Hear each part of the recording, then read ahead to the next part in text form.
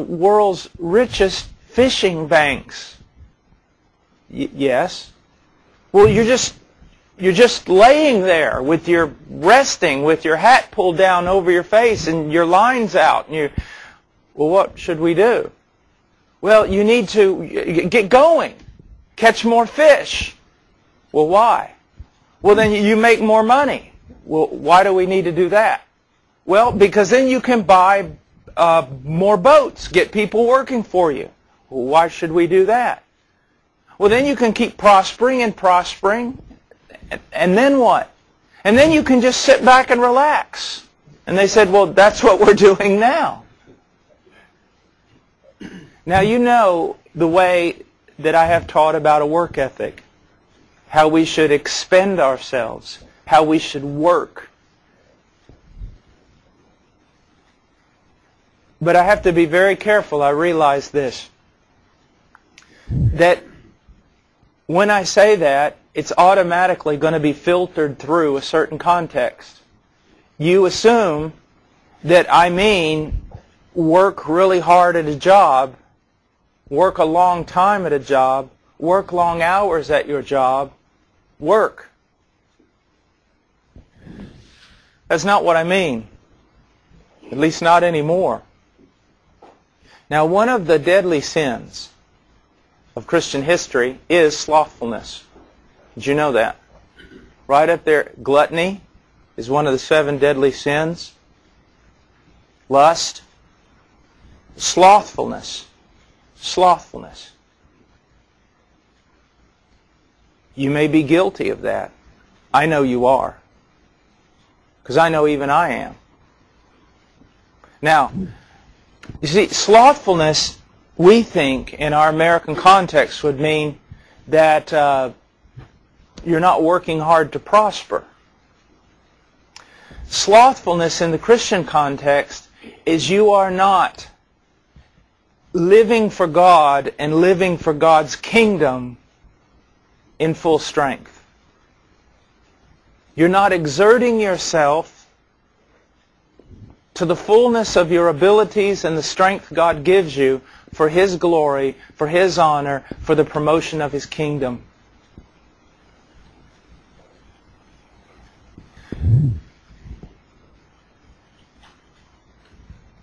Slothfulness.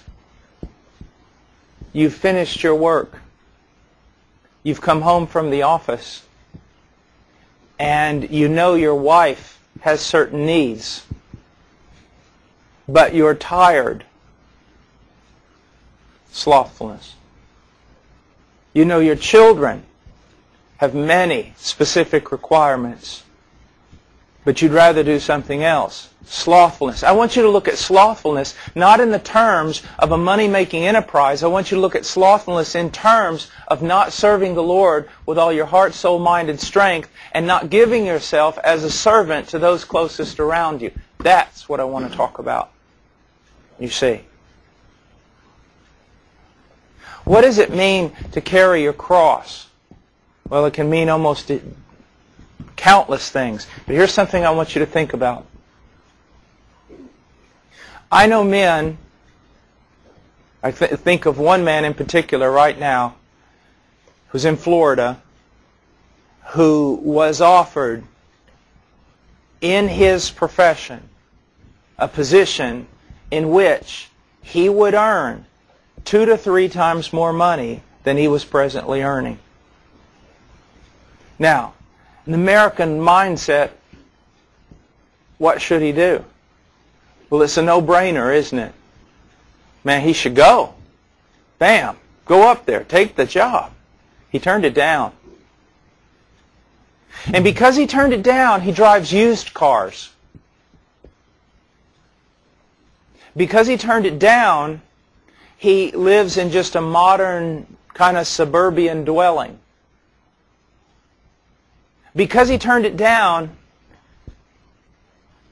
he buys at Target and Jacques Penney and Walmart.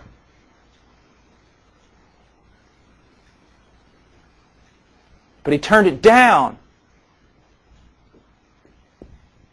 so that he could serve his God, serve his family,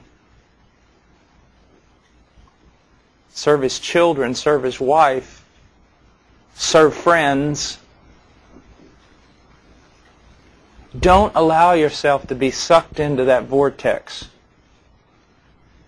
Now, I'm not talking about lazy. Maybe some of you are lazy. You need a swift kick in the pants because you are lazy.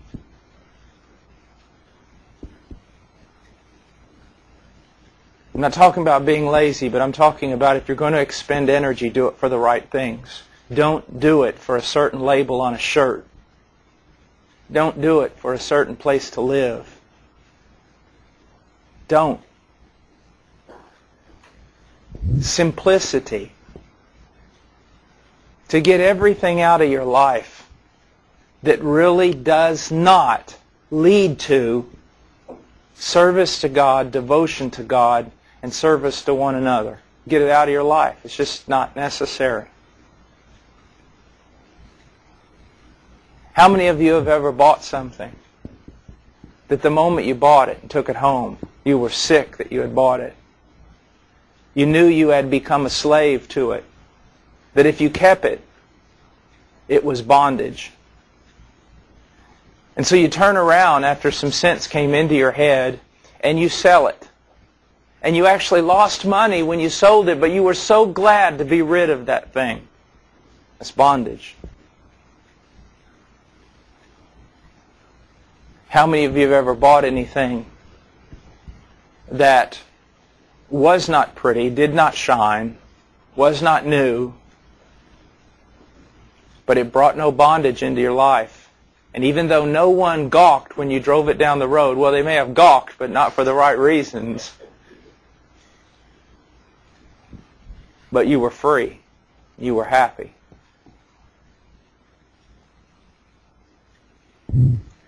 In our materialistic Western world, the key is to work hard for the right things. For the right things. And they're not things at all. They're personal. God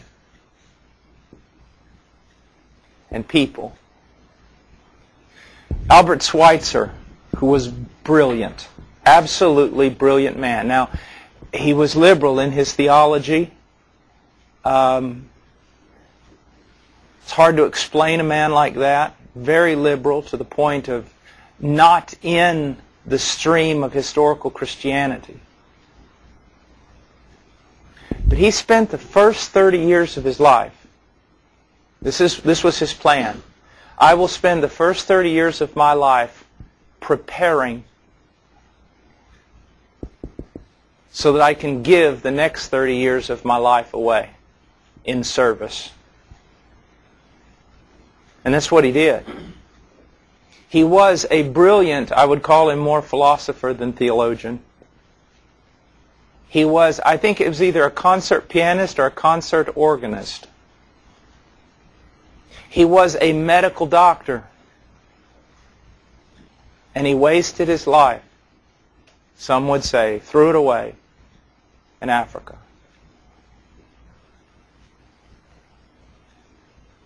Spent himself completely. He spoke at a seminary gathering in his later years, and he looked at all the young men and he said this, "I do not know what you will become, but I do know that the happiest